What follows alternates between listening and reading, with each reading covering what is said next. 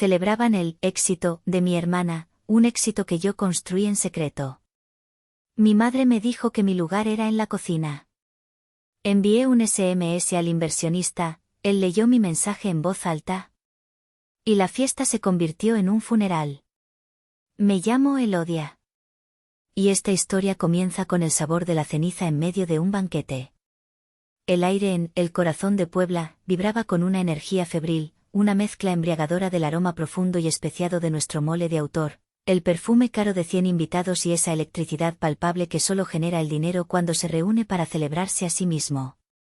Era la fiesta del 50 aniversario, un hito que debería haber sido un momento de orgullo familiar, un tributo a medio siglo de sudor, sacrificio y sabor.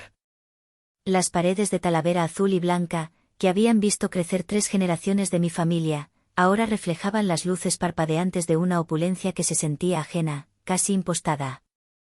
Candelabros de cristal colgaban del techo con vigas de madera oscura, proyectando diamantes de luz sobre rostros sonrientes y copas de champán burbujeante.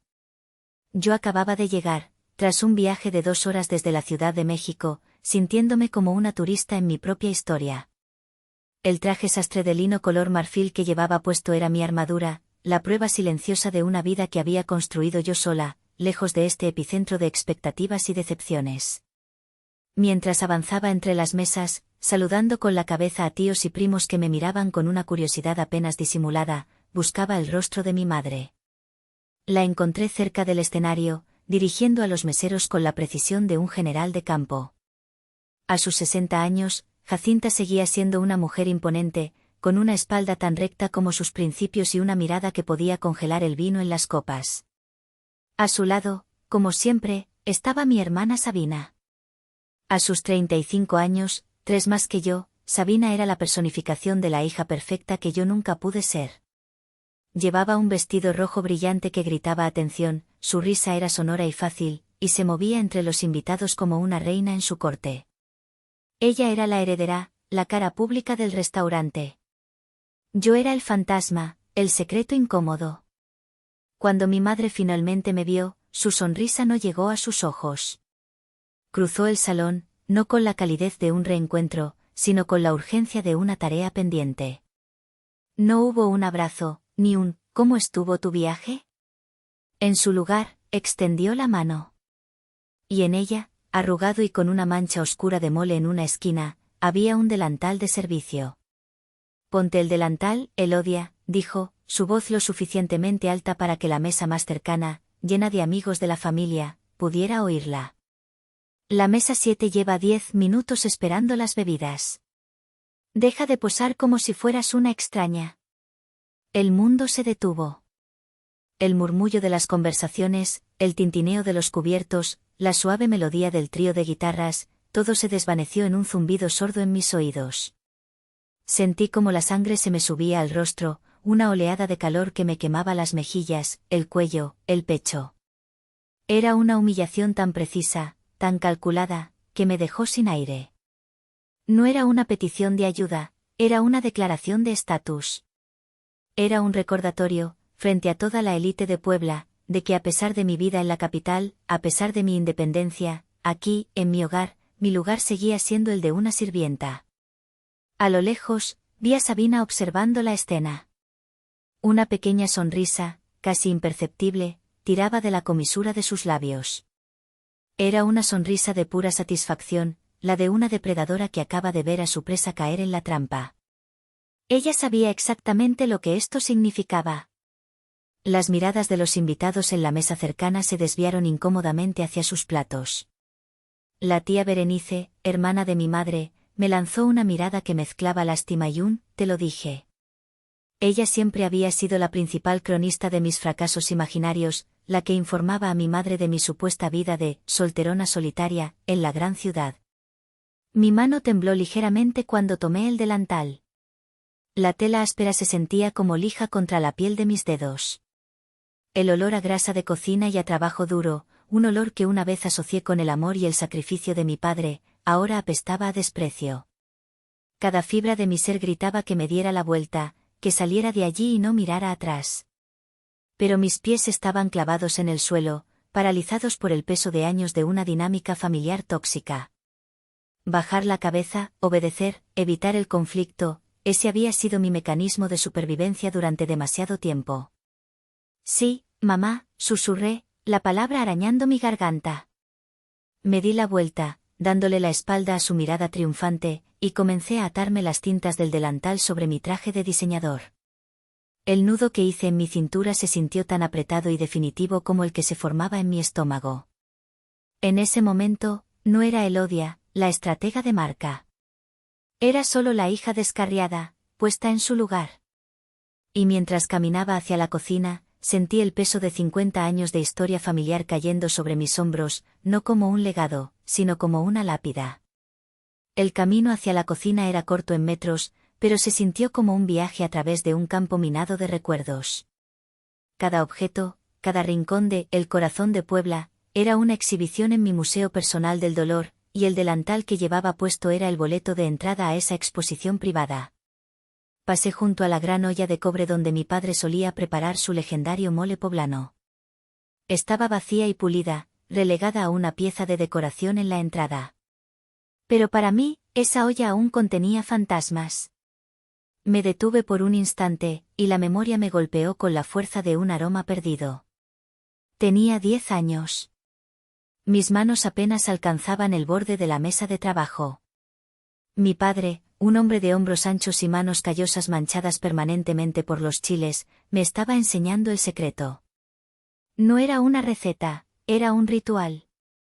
Me enseñó a tostar las especias justo hasta el punto en que liberaban su alma, a moler los chiles en el metate de piedra volcánica, a sentir la pasta con los dedos para saber si la textura era la correcta. Su voz era un murmullo grave y paciente, una melodía de fondo para el crepitar de las semillas y el borboteo del chocolate. El secreto, mija, me dijo un día, mientras sus manos guiaban las mías para remover la mezcla oscura y brillante, no está en los ingredientes, está en el tiempo. Hay que darle tiempo para que las cosas buenas se conozcan, para que los sabores se enamoren. Luego, se agachó hasta que sus ojos quedaron a la altura de los míos, y su mirada era tan intensa como el aroma que nos envolvía. Tú tienes la magia en las manos, Elodia. Es un don. Nunca dejes que nadie, ni siquiera yo, apague esa lumbre. Esa lumbre. Ahora, la sentía como un carbón helado en mi pecho. Tras la muerte de papá por un infarto fulminante hacía 5 años, Jacinta y Sabina habían renombrado el plato estrella como mole de la matriarca Jacinta. Se apropiaron de su alma, la envasaron y la vendieron como si fuera suya, borrando metódicamente cada rastro de él, el verdadero corazón del restaurante. Y yo lo había permitido. Por una lealtad mal entendida, por un deseo infantil de mantener la paz, me había quedado en silencio mientras profanaban su altar. Continué mi camino, pasando por la pequeña oficina donde mi madre ahora llevaba las cuentas. La puerta estaba entreabierta, y vi la misma silla de madera donde me senté a los 18 años, con el corazón latiendo de emoción. Sostenía en mis manos un sobre grueso, la carta de aceptación del Tecnológico de Monterrey, con una beca completa para estudiar administración de empresas. Era mi boleto de salida, mi oportunidad de ser algo más que una sombra en la cocina de mi familia. Se lo mostré a mi madre, esperando, estúpidamente, una chispa de orgullo en sus ojos. Ella leyó la carta con una expresión indescifrable.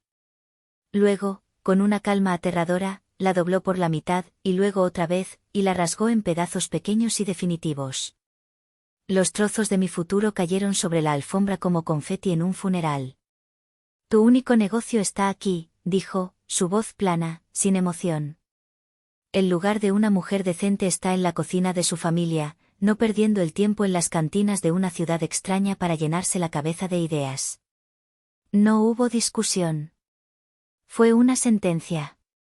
2 semanas después, con 1000 pesos ahorrados y una maleta vieja, me subí a un autobús nocturno hacia la Ciudad de México. No me despedí. Mi vista se nubló por un momento. Sacudí la cabeza, intentando alejar los fantasmas. Ya casi llegaba a la cocina. Mi última parada en este recorrido tortuoso fue el tablón de anuncios, ahora cubierto con fotos de Sabina sonriendo junto a políticos locales y recortes de periódicos con titulares como «Sabina revitaliza la tradición». Una mentira flagrante. Recordé la llamada de hacía 3 años. El restaurante se ahogaba en deudas. El menú estaba estancado, el servicio era mediocre. Desde la distancia, con el corazón roto, pasé un mes entero trabajando en secreto después de mis jornadas laborales. Investigué el mercado, analicé a la competencia, rediseñé el menú, creé una estrategia de marketing digital y redes sociales, y se los envié en un documento de 40 páginas, encuadernado profesionalmente. Era una ofrenda de paz, una forma de ayudar sin tener que volver a esa casa que me asfixiaba. Una semana después, Sabina me llamó. No para agradecerme, sino para burlarse. ¿Esto qué es, Elodia?, dijo, y pude oír el desprecio en su voz. Muy bonitos tus dibujitos y tus grafiquitas, hermanita. Pero los negocios de verdad son otra cosa. Déjanos esto a los que sí sabemos. Colgó antes de que pudiera responder. Meses después, a través de mi tío Isidro, me enteré de que habían implementado una versión aguada y mal ejecutada de mis ideas, abrieron una cuenta de Instagram, añadieron 2 de mis sugerencias de platos al menú y subieron los precios. Y Sabina se había llevado todo el crédito. Ese fue el día en que la esperanza de reconciliación murió para siempre. Comprendí que no querían mi ayuda, querían mi sumisión. No querían mi éxito, querían mi fracaso para poder justificar su narrativa de que yo era la hija ingrata y perdida. Finalmente, empujé las puertas batientes de la cocina. El choque de calor, vapor y el estruendo de platos y sartenes me recibieron como una vieja y desagradable conocida. Y allí, en medio del caos, estaba mi único aliado en este territorio enemigo, mi tío Isidro. Mi tío Isidro, el hermano menor de mi padre, era un hombre forjado en la misma cocina que yo. Tenía los mismos hombros anchos y las mismas manos de cocinero, pero el fuego en sus ojos se había atenuado con los años, reemplazado por una resignación melancólica. Cuando me vio entrar con el delantal puesto sobre mi ropa de ciudad, sus hombros cayeron un poco más. Dejó el cucharón con el que estaba probando una salsa y se secó las manos en su propio delantal, uno que llevaba con dignidad, no como un disfraz de humillación. Mija, dijo en voz baja, acercándose para que solo yo pudiera oírlo por encima del caos de la cocina. Su voz era un refugio en medio de la tormenta. No deberías estar aquí. Esto no está bien. Ya sabes cómo es mamá, tío, respondí, intentando que mi voz sonara indiferente, pero el temblor en ella me traicionó. Él negó con la cabeza, sus ojos oscuros llenos de una tristeza que reflejaba la mía. No, Elodia. Esto es diferente. Esto es cruel. Hay algo que no sabes. Me llevó a un rincón más tranquilo, cerca del almacén, lejos de los oídos curiosos de los otros cocineros, la mayoría de los cuales eran leales a mi madre.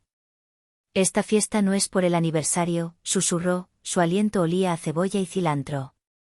Bueno, sí lo es, pero esa es solo la excusa. Todo este circo, y movió la cabeza hacia el ruido del salón, es para un solo hombre. Fruncí el ceño. ¿Un hombre? ¿Quién? Un pez gordo de la Ciudad de México. Un inversionista. Se llama Leandro Herrera. El nombre me golpeó como un puñetazo en el estómago. Leandro Herrera. No podía ser. El mundo, que ya se sentía pequeño y sofocante, de repente se encogió hasta el tamaño de una cabeza de alfiler. Mi tío continuó, ajeno a mi shock. Tu madre y Sabina llevan meses intentando conseguir una cita con él. Quieren 5 millones de pesos para expandir la marca.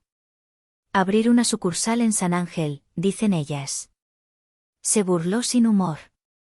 Y esta noche, finalmente lo tienen aquí. La idea es impresionarlo, mostrarle el potencial del negocio.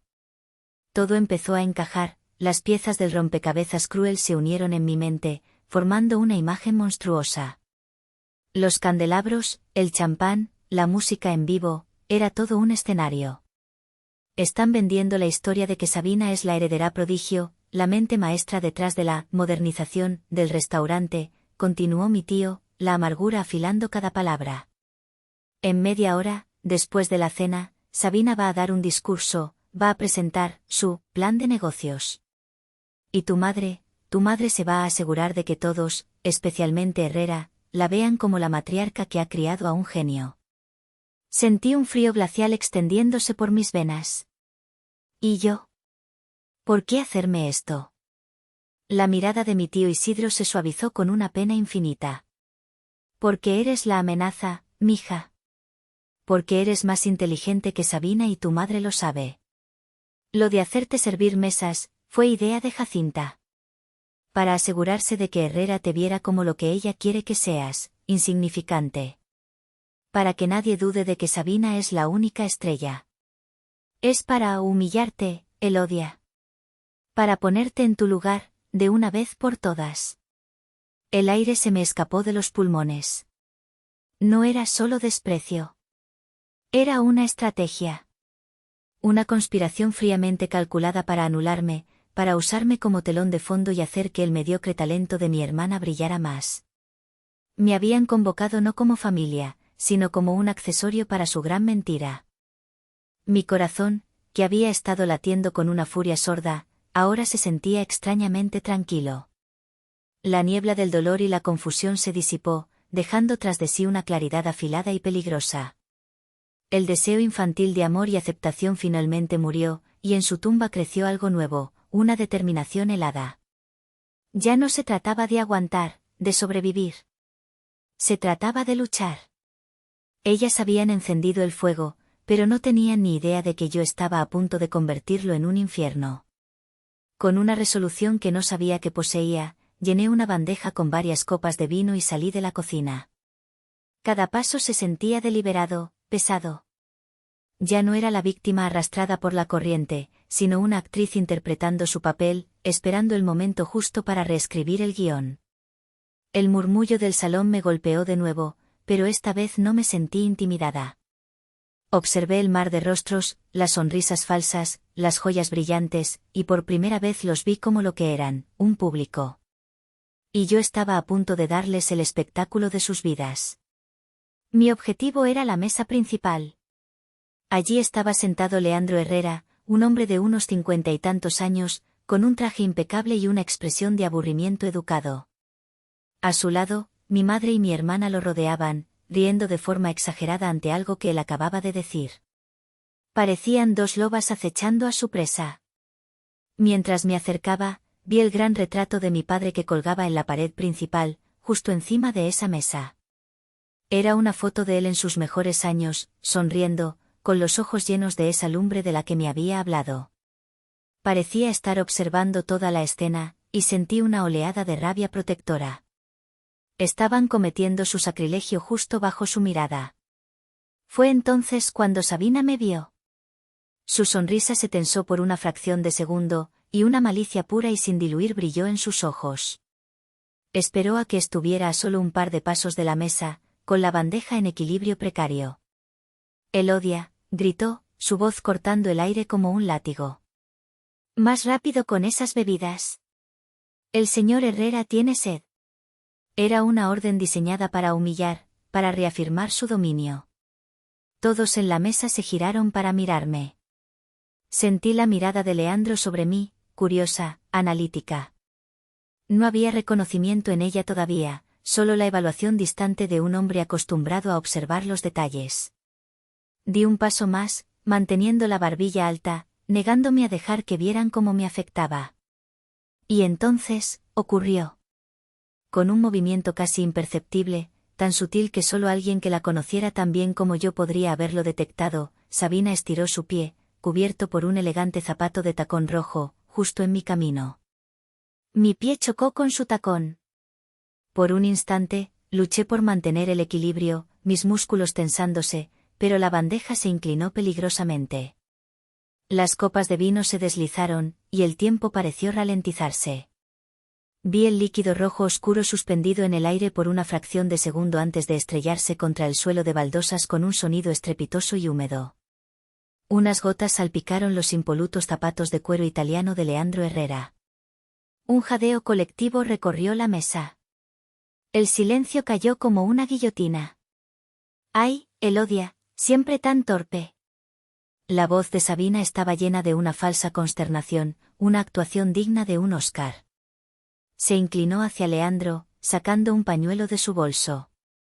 Mil disculpas, señor Herrera, mi hermanita es un caso perdido. A veces me pregunto cómo sobrevive sola en la gran ciudad.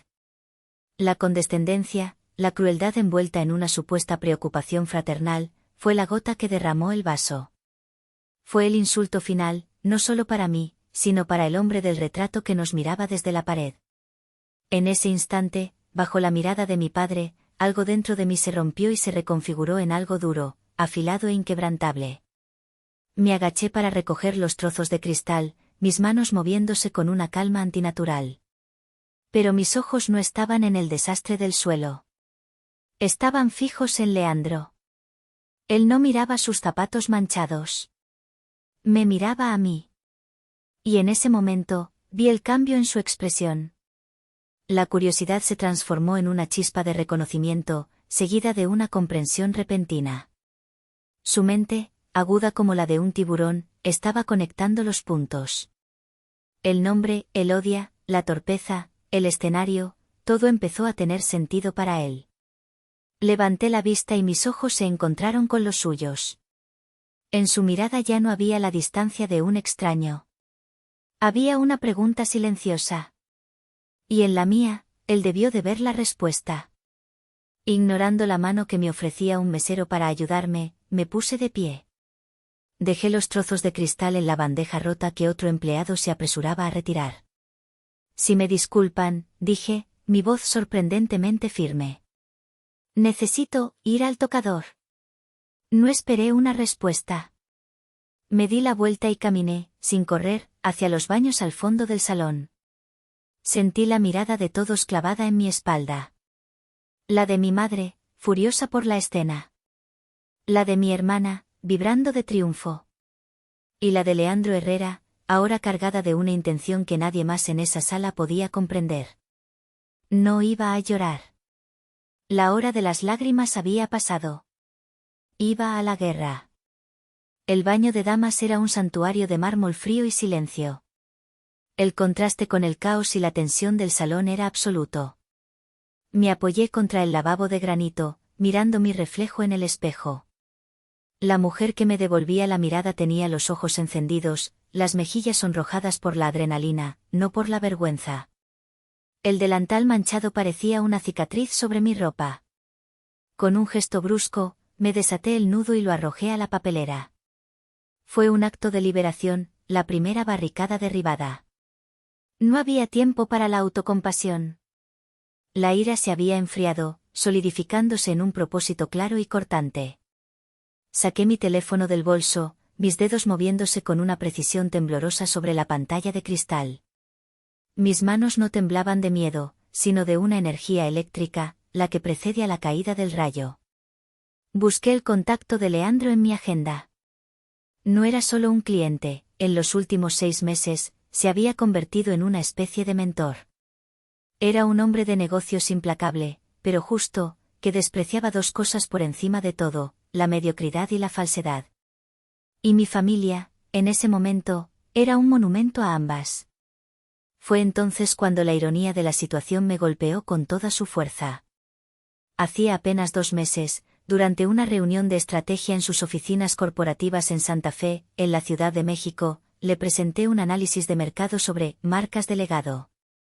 Para ilustrar mi punto sobre el potencial sin explotar, utilicé un caso de estudio. Describí un restaurante tradicional en Puebla, con una receta de mole legendaria y una historia familiar rica, pero que estaba siendo ahogado por una gestión anticuada y una falta total de visión de marketing. Lo presenté como Restaurante X, un ejemplo anónimo de joya en bruto. Nunca mencioné el nombre, ni que pertenecía a mi familia. Era mi forma secreta de intentar analizar sus problemas, quizás con la remota esperanza de encontrar una solución que pudiera ofrecerles algún día.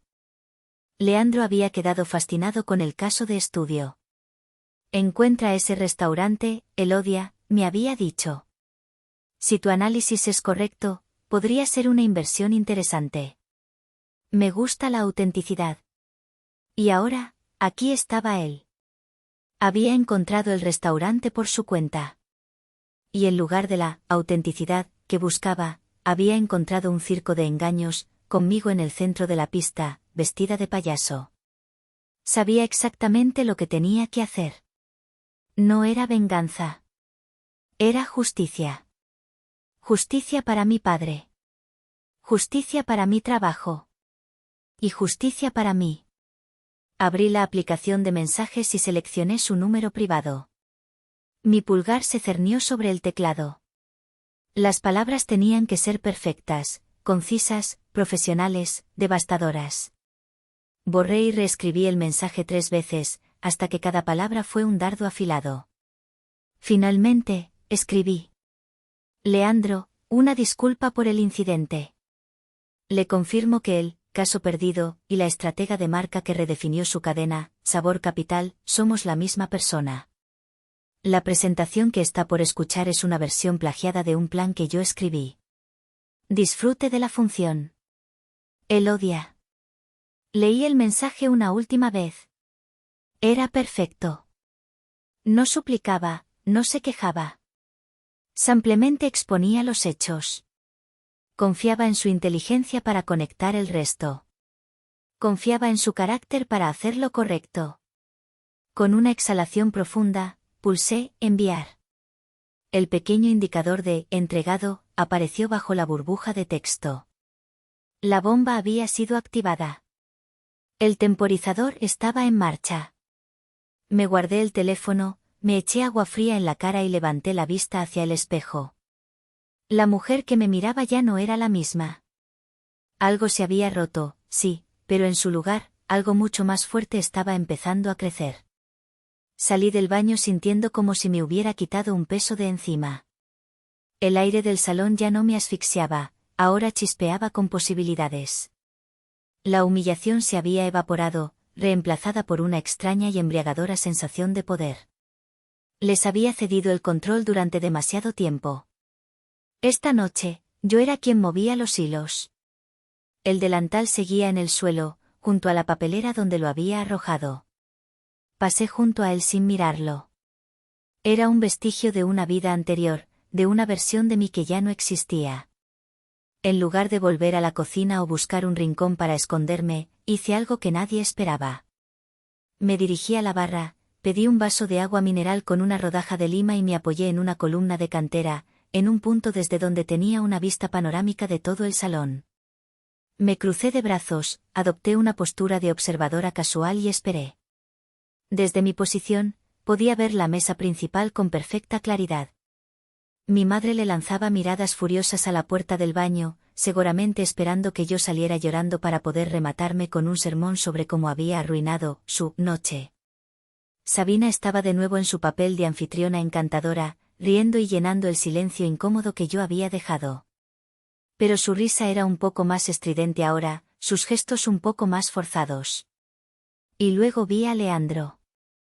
Estaba escuchando a Sabina, asintiendo cortésmente, pero sus ojos estaban inquietos.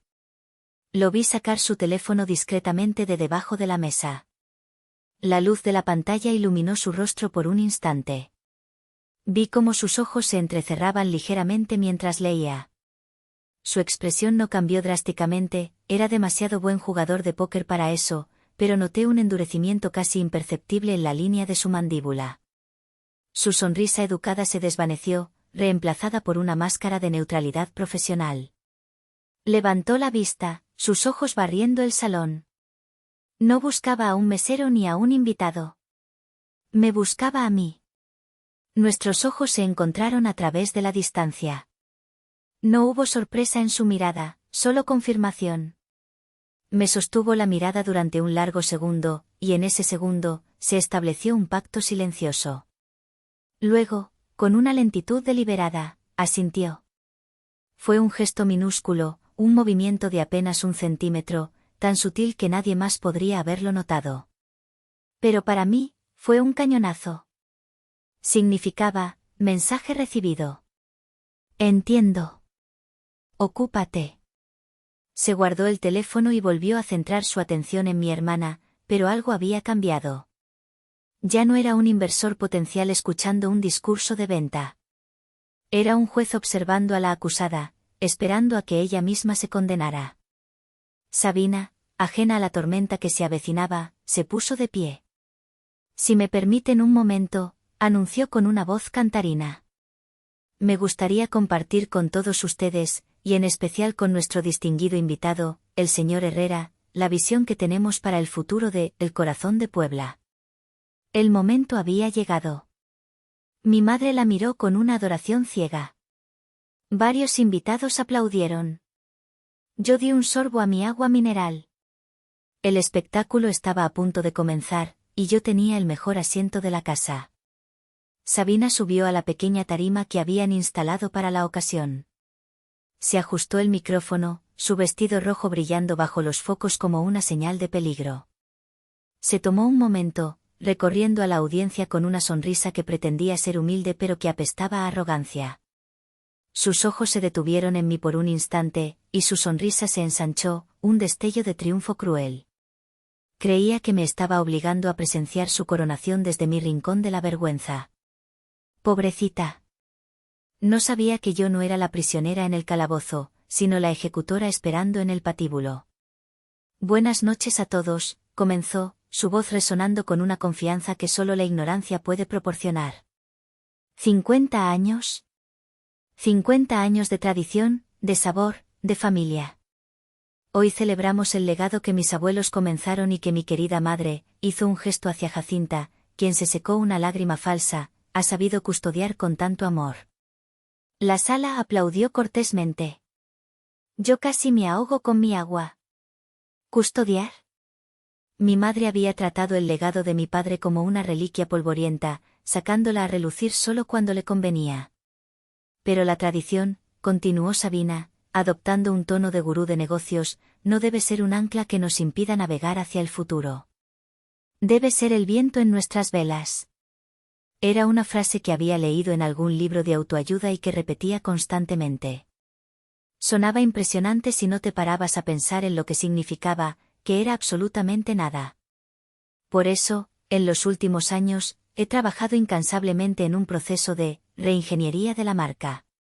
He realizado un análisis FODA exhaustivo, dijo, tropezando ligeramente con el acrónimo, para identificar nuestras fortalezas, oportunidades, debilidades y amenazas. Y he desarrollado una estrategia de crecimiento sinérgica y disruptiva. Era doloroso escucharla. Estaba masacrando el lenguaje corporativo, usando palabras que claramente no entendía, como una niña que se prueba los zapatos de tacón de su madre. Y lo peor de todo es que estaba recitando, casi de memoria, los puntos clave de la introducción de mi plan de negocios. El plan que ella misma había ridiculizado. Nuestra visión es clara, llevar El Corazón de Puebla más allá de estas paredes. Queremos crear una experiencia de marca omnicanal. No solo ser un restaurante, sino un estilo de vida. Lanzaremos una línea de productos gourmet, empezando por nuestro famoso mole de la matriarca Jacinta. Abriremos una sucursal insignia en el corazón de la Ciudad de México, en San Ángel, para convertirnos en un referente nacional de la alta cocina poblana. Observé a Leandro Herrera. Permanecía impasible, su rostro una máscara de granito. Escuchaba atentamente, asintiendo de vez en cuando, una imagen perfecta de profesionalismo. Pero yo, que había pasado meses en salas de juntas con él, podía ver las señales. La forma en que sus dedos tamborileaban silenciosamente sobre la mesa. La tensión casi imperceptible en su mandíbula. No estaba impresionado. Estaba recopilando pruebas. Mi madre, en cambio, estaba en éxtasis. Miraba a Sabina con un orgullo que le llenaba los ojos de lágrimas, esta vez reales. Para ella, esa farsa era la verdad. Había invertido tanto en la narrativa de Sabina como la hija prodigio y yo como la oveja negra, que ya era incapaz de distinguir la realidad de la ficción. Ver a Sabina allí arriba, robando mis ideas y presentándolas como propias, era para ella la validación de todas sus decisiones, la justificación de toda la crueldad que me había dispensado. Era la prueba de que había apostado por el caballo ganador. Y todo esto, concluyó Sabina, con un floreo dramático, será posible gracias a la confianza de nuevos socios que compartan nuestra pasión y nuestra visión de futuro. Miró directamente a Leandro. Socios que entiendan que invertir en el corazón de Puebla no es solo invertir en un negocio, es invertir en el alma de México. La sala estalló en aplausos. Sabina hizo una reverencia, radiante, convencida de que acababa de asegurar su futuro. Mi madre se puso de pie, aplaudiendo con fervor. Mi tía Berenice gritaba un bravo. Era una escena surrealista, una celebración de un fraude. El presentador volvió al micrófono. Increíble. ¡Qué visión, señorita Sabina! Y ahora, nos honraría enormemente escuchar unas palabras de nuestro invitado de honor, el hombre que representa el futuro y la innovación en la industria gastronómica, el señor Leandro Herrera. Todas las miradas se volvieron hacia Leandro. El momento de la verdad había llegado. Se levantó lentamente, alisándose la chaqueta de su traje. Caminó hacia la tarima con la calma de un hombre que está a punto de demoler un edificio, ladrillo por ladrillo. Cuando Leandro Herrera tomó el micrófono, un silencio diferente se apoderó del salón. No era el silencio respetuoso de antes, sino uno denso, cargado de expectación. El poder no necesita gritar, la mera presencia de Leandro en esa tarima cambió la atmósfera de la sala. Se tomó un momento, sus ojos grises recorriendo a la audiencia antes de detenerse, no en Sabina, sino en mi madre. Buenas noches, comenzó, su voz era tranquila pero resonaba con una autoridad inconfundible. Gracias, señora Jacinta, por su hospitalidad. Y felicidades, señorita Sabina, por su actuación. La elección de la palabra, actuación, fue deliberada, una pequeña incisión con un bisturí. Vi a Sabina fruncir el ceño, confundida, mientras mi madre sonreía, tomándolo como un cumplido. He venido a Puebla, continuó Leandro, buscando algo que es cada vez más escaso en nuestro mundo, autenticidad. El legado de un gran cocinero, la verdad en un plato. Y esta noche, me complace decir que la he encontrado. Jacinta y Sabina intercambiaron una mirada de júbilo. Cayeron en la trampa. Creían que estaba hablando de ellas. Leandro hizo una pausa, dejando que la tensión creciera. Luego, dijo, pero no la he encontrado en este escenario. El cambio en la sala fue instantáneo. Las sonrisas se congelaron. Los murmullos cesaron. Se podía oír el zumbido del aire acondicionado. La autenticidad, prosiguió Leandro, su voz ahora con un filo de acero, me llegó en un formato mucho más moderno. Me llegó en un mensaje de texto. El pánico floreció en el rostro de Sabina.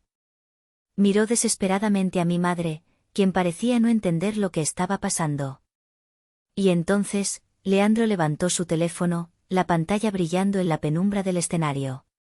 Permítanme leerles, dijo. Y con una claridad implacable, leyó mi mensaje en voz alta. Leandro, una disculpa por el incidente. Le confirmo que el caso perdido y la estratega de marca que redefinió su cadena, Sabor Capital, somos la misma persona. La presentación que está por escuchar es una versión plagiada de un plan que yo escribí. Disfrute de la función. Él odia. Si una bomba hubiera explotado en el centro del salón, no habría causado un silencio más profundo. Cada palabra cayó sobre la audiencia como una piedra en un lago helado. 100 pares de ojos se giraron al unísono, un movimiento de cabezas colectivo, desde Leandro en el escenario, hacia Sabina, petrificada, y luego, inevitablemente, hacia mí, que seguía apoyada en mi columna, observando el derrumbe.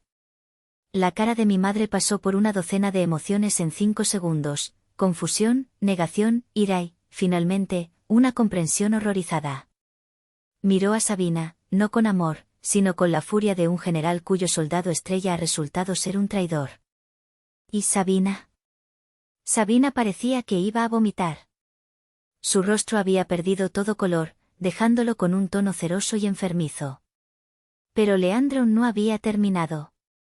Bajó el teléfono y continuó, su voz ahora dirigida a toda la sala, un fiscal presentando su caso final ante el jurado. Durante los últimos 6 meses, dijo, mi compañía, Sabor Capital, ha experimentado el crecimiento más explosivo de su historia. Esto no se debe a la suerte. Se debe al genio de una de las mentes más brillantes que he conocido en la industria. Una estratega que entiende el alma de la comida y sabe cómo traducirla en un negocio exitoso.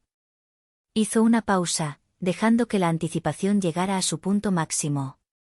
El nombre de esa estratega es Elodia. La misma mujer a la que esta noche, en su propia casa familiar, han intentado humillar, tratándola como a una sirvienta. Un jadeo colectivo recorrió la sala. La acusación era directa, brutal, innegable. El plan que la señorita Sabina acaba de presentar, continuó Leandro, ahora mirando directamente a mi hermana con un desprecio glacial, es una pálida copia, una imitación sin alma del trabajo original y brillante que Elodia me presentó a mí hace meses. Un trabajo por el que, por cierto, le he pagado una suma de 7 cifras. El último detalle fue la estocada final. El número. La prueba irrefutable de mi éxito, un éxito que mi familia se había negado a ver, a reconocer, a creer. Leandro se giró hacia mí. Elodia, ¿podrías ponerte de pie, por favor? Con una calma que no sentía, enderecé la espalda y me aparté de la columna. Me sentí como si estuviera saliendo de las sombras a la luz por primera vez en mi vida. Todos los ojos estaban sobre mí, pero ya no me quemaban. Me sentí vista. Verdaderamente vista. Señoras y señores, concluyó Leandro, su voz resonando en el silencio sepulcral. Han sido testigos de una gran presentación esta noche. No la de la señorita Sabina, sino la de la señora Jacinta. Una clase magistral sobre cómo una familia puede destruir su propio legado por culpa de la envidia y la ceguera. Dejó caer el micrófono sobre el atril. El golpe seco resonó como un disparo. El juicio había terminado. El veredicto era culpable. El colapso fue inmediato y espectacular. Sabina se quedó congelada un segundo más antes de soltar un sollozo ahogado y salir corriendo del escenario, empujando a un mesero en su huida. El sonido de sus tacones repiqueteando hacia la salida fue el único ruido en la sala. Mi madre, Jacinta, se quedó de pie junto a su mesa, temblando. Su rostro, normalmente una máscara de control férreo, se había desmoronado, revelando a la mujer asustada e insegura que siempre había estado debajo. Sus ojos se clavaron en mí, llenos de una mezcla de odio puro y una pregunta desesperada, ¿por qué? El murmullo de los invitados comenzó a crecer, primero en susurros, luego en conversaciones abiertas. La gente no miraba a mi madre con compasión, sino con una especie de fascinación morbosa, como si estuvieran viendo un accidente de coche a cámara lenta. Su reputación, construida con tanto esmero durante décadas, se había hecho añicos en menos de 5 minutos. Leandro Herrera bajó de la tarima con la misma calma con la que había subido. Ignoró por completo a mi madre, que extendió una mano temblorosa hacia él como si quisiera detenerlo. Pasó de largo como si fuera invisible y caminó directamente hacia mí. La multitud se apartó a su paso, creando un pasillo entre nosotros. Se detuvo frente a mí. La diferencia en nuestra estatura era considerable, pero por primera vez en mi vida, no me sentí pequeña. Elodia, dijo, su voz ahora más suave, pero lo suficientemente alta para que los más cercanos oyeran. Creo que usted y yo tenemos que hablar de una verdadera inversión. Y de un bono de desempeño por trabajar en condiciones extremas. Una ligera sonrisa se dibujó en sus labios. Vámonos de aquí. Este ambiente se ha vuelto, poco apetitoso. Me extendió la mano. Miré su mano extendida, luego miré a mi alrededor. Vi a mi tío Isidro en la puerta de la cocina, con lágrimas silenciosas corriendo por su rostro, pero con una sonrisa de orgullo. Vi a mi tía Berenice, con la boca abierta, incapaz de formular uno de sus comentarios venenosos. Y vi a mi madre, sola en medio de su fiesta en ruinas, observándome como si fuera una extraña que acababa de quemar su casa. Acepté la mano de Leandro. Su agarre era firme y seguro. Mientras nos dirigíamos hacia la salida, tuve que pasar junto a mi madre. Me detuve por un instante. No por dudar, sino para cerrar este capítulo para siempre. Me incliné hacia ella, y en el silencio que se creó a nuestro alrededor, le susurré, solo para que ella lo oyera. El legado de papá merecía más que esto. Merecía la verdad. No esperé su respuesta. No la necesitaba. Solté la última atadura invisible que me unía a ella y seguí caminando. Al salir de El Corazón de Puebla y sentir el aire fresco y nocturno de la ciudad en mi cara, sentí una ligereza que no había experimentado en años. Era el peso de las expectativas no cumplidas, del amor no correspondido, del resentimiento acumulado, todo ello disolviéndose en la noche. Dejé atrás un restaurante lleno de comida que se enfriaba y relaciones rotas. Dejé atrás a una madre y una hermana enfrentándose a las consecuencias de sus propias acciones. Mientras me alejaba, me di cuenta de una verdad profunda. Para honrar la memoria de mi padre y la magia que me había enseñado, no tenía que salvar su restaurante. Tenía que salvarme a mí misma de las personas que habían corrompido su espíritu. La verdadera lealtad a mi origen no era quedarme atrapada en él, sino llevar su lumbre conmigo, a donde quiera que fuera, y no permitir nunca más que nadie intentara apagarla. Rompí mi propia familia esa noche para poder honrar la verdad y reclamar mi dignidad. Desde entonces, mi madre no ha dejado de llamarme, dejando mensajes de voz llenos de veneno, diciéndome que he destruido a la familia, que soy una traidora. Y a veces, en el silencio de la noche, me pregunto, ¿hice lo correcto? Gracias por escuchar mi historia. ¿Qué habrías hecho tú en el lugar de Elodia? ¿Crees que actuó bien o que fue demasiado lejos? Déjame tu comentario abajo, quiero saber qué piensas. Y si te gustan las historias sobre cómo encontramos nuestra fuerza en los momentos más oscuros, no olvides suscribirte al canal y activar las notificaciones. Juntos, podemos recordarnos que a veces, para construir nuestro propio futuro, primero debemos demoler las ruinas de nuestro pasado.